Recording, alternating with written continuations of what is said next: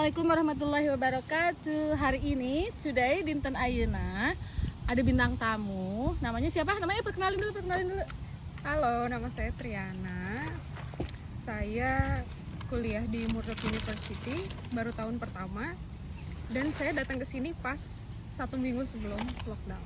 Nah, ini tuh Triana tuh salah satu mahasiswi yang baru datang di bulan apa pas kesini, Tri? Maret. Oh iya, bulan Maret. Nah, Iya. Maret tuh di tuh pas banget lockdown tuh tanggal 20 Maret. Nah, Tri datang sini tanggal. Tanggal Oh, iya, 15 Maret. Ya Allah, seminggu sebelum lockdown. Ih, Masya Allah, kudarullah ya. Seminggu banget sebelum lockdown itu. Iya. Tapi itu di Indonesia udah rame. Iya. Udah rame kan corona, udah rame banget. belum Baru Udah.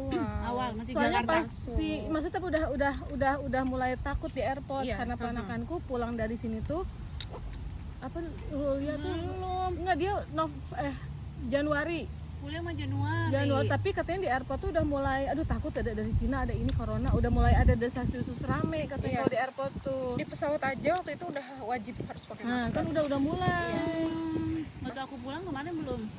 Ya, tapi kan akhirnya pas kesini yang disuruh lockdown. Karantina. Karantina. Iya. Oh, jadi Tri itu kesini 15 Maret. Iya. 15 Nah, begitu datang terus seminggu langsung suruh lockdown. Iya. Terus tadinya suami sama anak mau ikut. Iya, tadinya beberapa bulan kemudian suami sama anak mau nyusul ke sini. Visanya udah keluar belum? Visanya belum sih. Oh, masih Untungnya belum. ngurus ya? Iya, masih ngurus. Awalnya dong, awalnya Nah, gimana? ceritain gimana awalnya kok bisa sampai terdampar di akhirnya Ini dapat hijrah beasiswanya. itu terdampar Makanya hijrah dapat. di akhirnya bisa dapat kuliah di Murdoch. Gimana ceritain, soalnya banyak panakanku yang pengen banget kuliah di Australia. Dengerin ya. I got a surprise Video sayang, mami lagi video. I got Oke, tunggu ya, ada iklan dulu. for you. Mama, I got a surprise for you. Video sayang. Lu banyak iklan.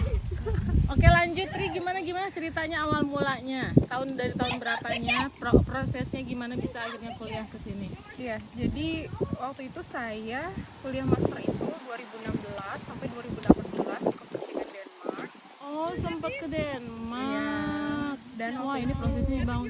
Pertama di Indonesia Oh, aja di Indonesia prosesnya. aja, oke. Jadi nanti mereka kok bisa langsung ke Denmark katanya gitu. Pas pertama di Indonesia nya gimana? Di Indonesia saya kuliah di Unpad, jurusan fisika. Fisika. Masya Allah. Orang pinter dong, fisika Unpad. Tuh, abang nanti belajar sama kakak ini, kakak. Jadi setelah lama belajar fisika, sebetulnya dia lebih ke teori ya, kalau fisika itu kan fisika teoritik. Nah, jadi setelah lulus S1 itu saya emang udah rencana mau Unpad tuh S1 apa? ya, di Unpadnya S1. Abang. Ya, tutupin. Ah, Kebanyakan editor. ya abang. Ya. Dulu minumannya bawa mundur ke sana, mundur ke belakang kalian. That's my one. Maaf ya, banyak iklan. Sana dong, Nak. Sayang boys videoin video. I didn't get blue. Nak, di situ Nak. Jadi tahun di Unpadnya tahun berapa? Saya kuliah 2005 sampai 2009. Dude, it's S1 my ya? dream. S1 di Iya, Unpad. di Unpad, jurusan fisika. Nah, terus dari situ saya mikir pengen lanjut kuliah tapi pengen yang lebih ke aplikasi, karena kalau terlalu Bukan teori. fisika banget itu kayak Cuma teori teori. banget gitu ya. Nah, tapi memang saya juga nggak mau kayak kimia murni gitu. Are you staring about Karena terlalu, ya sebetulnya sama aja sih ya, kayak fisika murni, kimia murni itu mereka sama-sama teoritis. Adek. Cuma kalau kimia Did itu on dia purpose. lebih ke arah reaksi-reaksi Buffy, kayak you gitu did it kan. on purpose. Sedangkan kalau fisika kan emang benar-benar pure teoritis. Ya, aku dulu zaman sekolah paling susah fisika yang Hebat ih kamu, Masya yang Allah, apa yang pinter banget, CH, CH yang gitu-gitu apa liar. Nah, jadi tapi Fisika, kalau kimia. saya pribadi ke arah biologi itu aduh enggak totally enggak pokoknya, karena hafalan banget kalau biologi. Dan lagi saya juga orangnya takut sama darah gitu, ngeliat darah. Fisika Aduh. enggak berhubungan sama darah ya? Oh iya kan. Enggak. Banyak kan Iya. Iya. Nah, jadi waktu itu saya coba cari kalau applied physics juga bisa aja, tapi masih juga berat ke fisikanya. Jadi saya waktu itu cari-cari dan akhirnya memutuskan untuk ngambil nanoscience Apalagi tuh? S2-nya. Nanoscience apalagi tuh? Nanoscience itu dia ilmu yang mempelajari partikel-partikel yang kecil, ukuran nano. Oh, Masya Allah. Does anyone have Ini yang mau ke mentors? Copenhagen ini? Iya, jadi waktu pas S2 ke Copenhagen, saya ngambil jurusan nanoscience, dapat scholarship juga dari Danish government. Tunggu ini yang tunggu dipotong dulu maaf. Yang pas di Unpad itu dibayar orang tua tapi Iya, kan? Oh, itu iya. masih biaya Soalnya, sendiri. soalnya ini harus tahu juga ini pasti dari orang tua kan. Nah yang pas mau Copenhagen itu proses Beasiswa. scholarshipnya beasiswanya gimana? Cari beasiswanya. Cari beasiswanya prosesnya. What type of scientist? Jadi sebetulnya kalau kita ngomongin beasiswa ada dua tipe ya beasiswa itu. Ada yang dari lembaga penyedia, khusus penyedia beasiswa. Kalau ke Australia itu kayak AAS yang dulunya tuh ADS kan ya, Oh iya, Australian pernah dengar Development ADS ya. Scholarship. Pernah dengar. Sekarang cuma berubah istilah aja tapi sebenarnya masih sama. Terus ada AusAid juga. Oh iya, Nah terus kalau ke Eropa itu ada yang namanya Erasmus Mundus. My dad is for. prosesnya gampang nggak itu? Nah saya kalau ke Eropa itu jadi awalnya karena kita kan nggak pernah tahu ya kita tuh bakal nyangkut di funding yang mana nih.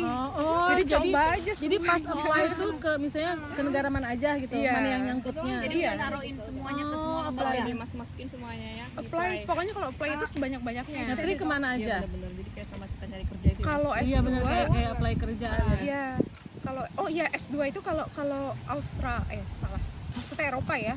Eropa itu ada juga dari Swedia namanya kalau nggak salah Swedish Institute. Itu juga dia lembaga penyedia scholarship khusus untuk yang mau ke Swedia. Nah, tapi kalau saya sih jadi saya tuh pengalaman dapat beasiswa karena modal itu tadi ya, apply dan sebetulnya saya nggak tahu bahwa beasiswa itu disediakan karena ada juga yang infonya nggak ada gitu di website. Jadi waktu Ini itu semua dapat dari siapa tadi Tri informasinya? nah kalau saya jadi pertama nih ya, kalau saya pertama siapin dulu dokumennya. Yang diperluin apa aja gitu kan? Itu penting gitu ya, terutama bahasa Inggris. Terserah bisa IELTS, bisa juga TOEFL. Harus berapa nilainya? Minimal. Kalau TOEFL yang sekarang berlaku tuh TOEFL IBT minimal 80. Kalau TOEFL IBT kan dia skornya sampai maksimumnya 120. Jadi yang diterima itu minimal 80 TOEFL IBT. Tapi kalau IELTS usahakan minimal 6 minimal ya.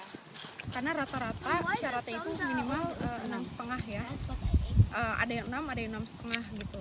Pokoknya 6 itu minimal banget deh gitu. Pokoknya lengkapin dulu semua dokumennya. Terus kalau misalkan ijazah sama transkripnya belum dalam bahasa Inggris, ditranslate dulu. Intinya langkah pertama itu lengkapin dulu semua dokumen, termasuk paspor kayak gitu-gitu juga. Kalau yang belum punya paspor bikin dulu kayak gitu. Itu sebelum ke sana udah merit belum? Waktu Masih S2 Copenhagen. Copenhagen udah. Oh udah. Iya. Jadi taman S1 nih merit. Oh enggak. Oh enggak. Itu cerita yang Oh, berbeda itu lagi. beda lagi. Nah ini yang beasiswa ke Copenhagen itu benar-benar dibayarin semua? Apa ada modal sendiri nggak? Jadi karena kan awalnya jadi ceritanya itu saya apply ke Copenhagen. Jadi saya mengandalkan aplikasi yang online ya. Karena ada juga kan ada dua macam, ada yang kirim berkas, ada yang online. Cuma kalau kirim berkas itu dia lama ya prosesnya. Nah, kalau ya ada kampus yang online, oh iya.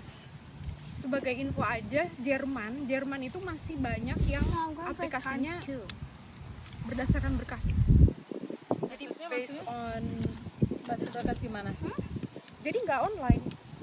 Oh jadi harus dikirim? Iya, ada yang masih seperti itu. Oh, ini banget ya, susah dong, lama masuknya. Kalau online kan langsung Cepet ya. langsung masuk Iya. cepat.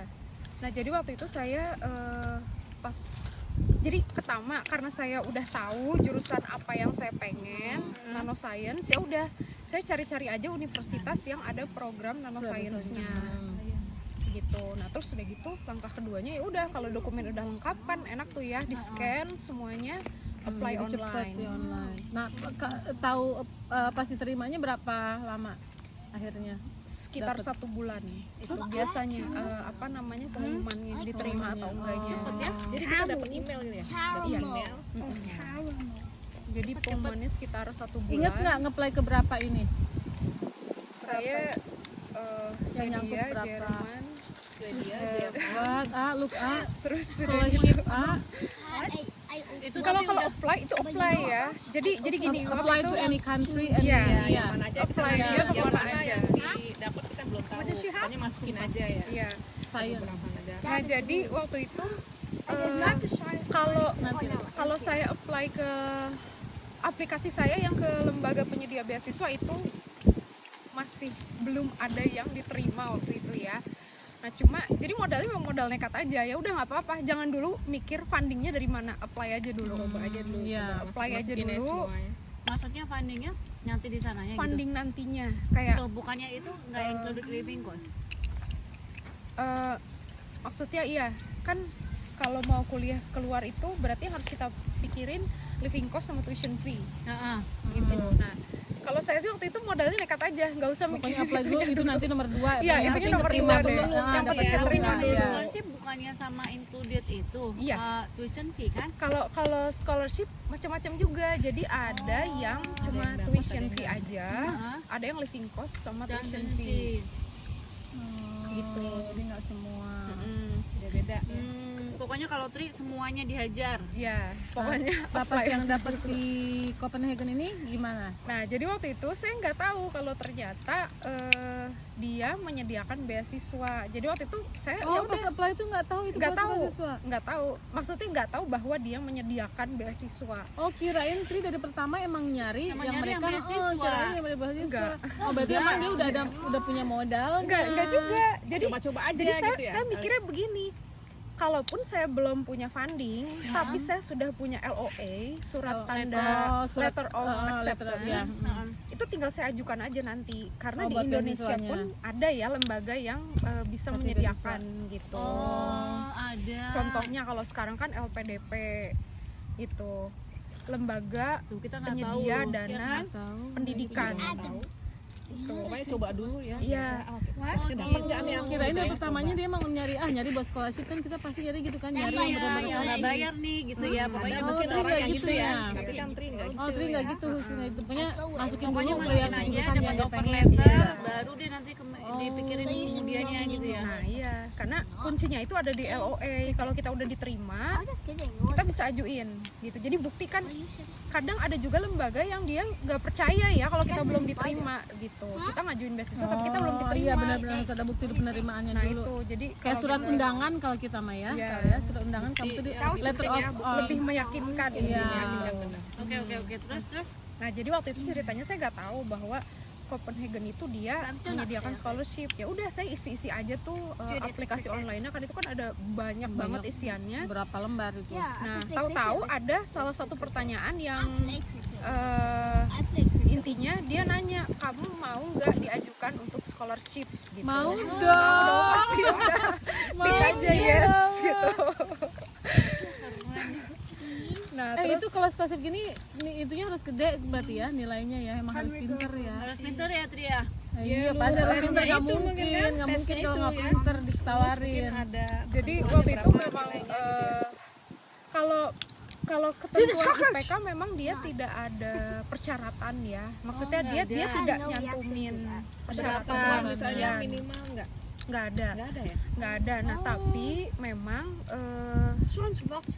IPK juga berpengaruh. Jadi waktu Iya itu kan, pengaruh. saya lulus S1 itu IPK-nya 3,73.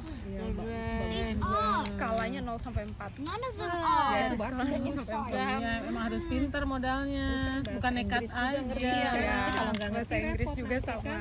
Iya. Nah, terus akhirnya sampai ke Copenhagen-nya gimana? Nah, jadi pas waktu itu setelah saya beres ngisi aplikasi dan saya juga milih untuk mau untuk diajukan scholarship.